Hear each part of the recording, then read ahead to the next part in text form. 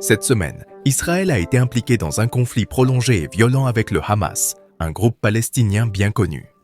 Les forces de défense israéliennes ont mené une violente attaque dans une zone densément peuplée de Gaza. L'objectif principal était d'éliminer le groupe militant palestinien, mais cela a suscité une forte condamnation internationale. Les bombardements répétés à Jabalia, un quartier qui était autrefois un camp de réfugiés et qui abrite aujourd'hui des logements permanents, constituent les attaques les plus intenses de l'histoire d'Israël. Les dernières actions dans le conflit entre Israël et le Hamas reflètent une intensification de la campagne israélienne visant à neutraliser le Hamas. Cela a suscité une série de critiques en raison de l'aggravation de la crise humanitaire dans la région. Plusieurs pays ont exhorté Israël à arrêter les tirs et à lever le blocus imposé. Même les États-Unis, malgré leur soutien au droit d'Israël à se défendre, ont ressenti la pression due à la dureté de la campagne.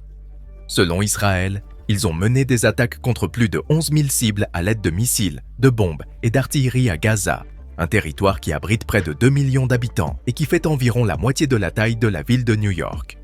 Les organisations de défense des droits humains ont mis en garde contre l'escalade de la crise humanitaire à Gaza, faisant état d'un grand nombre de morts et de déplacements massifs, laissant une grande partie de la région en ruine. Israël affirme que ces attaques ont détruit d'importantes infrastructures militaires et éliminé les principaux dirigeants du Hamas, que les États-Unis ont désigné comme organisation terroriste. De plus, les forces israéliennes auraient fait des progrès significatifs sur le champ de bataille. Les forces armées israéliennes ont annoncé que leurs troupes terrestres avaient neutralisé plusieurs membres du Hamas, dont des hauts responsables de la NCBA, l'élite du groupe. 6 opérations ont été menées à partir des informations fournies par les services de sécurité du Shin Bet. Ils ont identifié et éliminé le commandant de la compagnie NCBA Ahmed Moussa et le commandant du peloton NCBA Amr Ali, qui se cachait à Jabalia. Selon le communiqué de l'armée israélienne, Moussa, identifié comme l'un des dirigeants du Hamas, a mené une attaque en octobre contre la base du Sikkim, un kibboutz voisin et un autre avant-poste militaire de la région. Ces derniers jours, Moussa a mené des activités offensives contre les forces israéliennes dans la zone occidentale de Jabalia.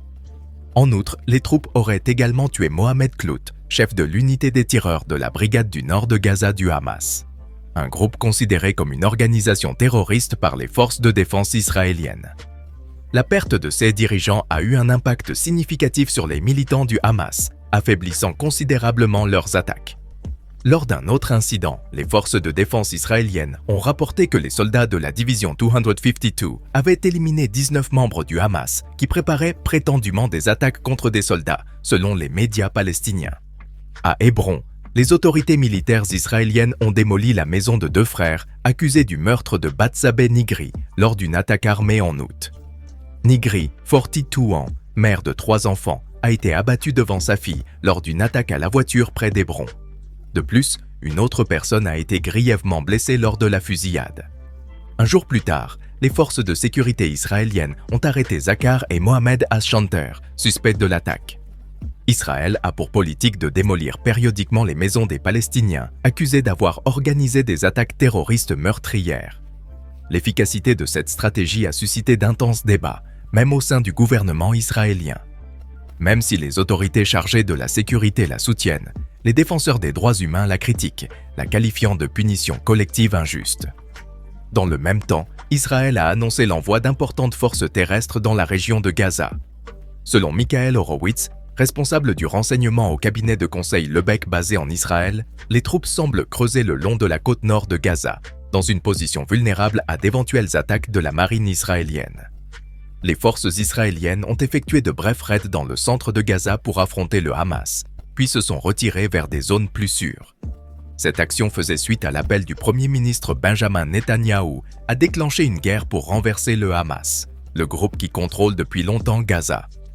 La confrontation actuelle que traverse Israël diffère sensiblement des conflits précédents, notamment depuis son incursion au Liban en 1982. Dans cette guerre, Israël a cherché à attaquer les dirigeants du Hamas dans leurs abris souterrains et leurs maisons, avec moins de restrictions que par le passé, reflétant ainsi ses objectifs plus larges. Les bombardements et les attaques menées mettent en évidence le défi consistant à trouver un équilibre entre la destruction du Hamas et la minimisation des victimes civiles dans un environnement urbain mêlé de zones résidentielles et d'un réseau complexe de tunnels souterrains. Israël a justifié ses stratégies aériennes en affirmant qu'il a exhorté les résidents palestiniens à évacuer le nord de Gaza pendant des semaines pour se protéger. Plus de 1,4 million de personnes ont quitté leur domicile, beaucoup se dirigeant vers le sud ou cherchant refuge dans des centres médicaux, des écoles et des organisations internationales, dans l'espoir d'échapper au combat. Le porte-parole de l'armée israélienne, le contre-amiral Daniel Hahari, reconnaît la présence de civils dans la zone et la possibilité qu'ils soient affectés.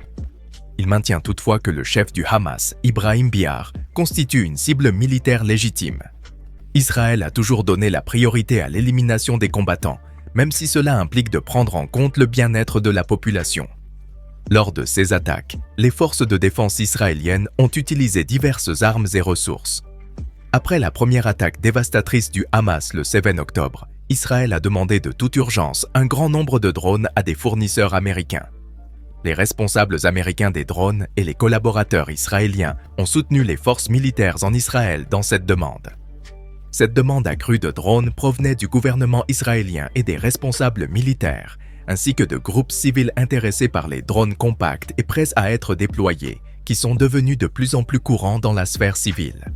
Suite à l'annonce de l'accord, des milliers de drones commerciaux sont arrivés en Israël ces dernières semaines. Selon les rapports d'OS et d'autres, certains de ces drones ont été fabriqués aux États-Unis et d'autres en Chine, mais commercialisés aux États-Unis.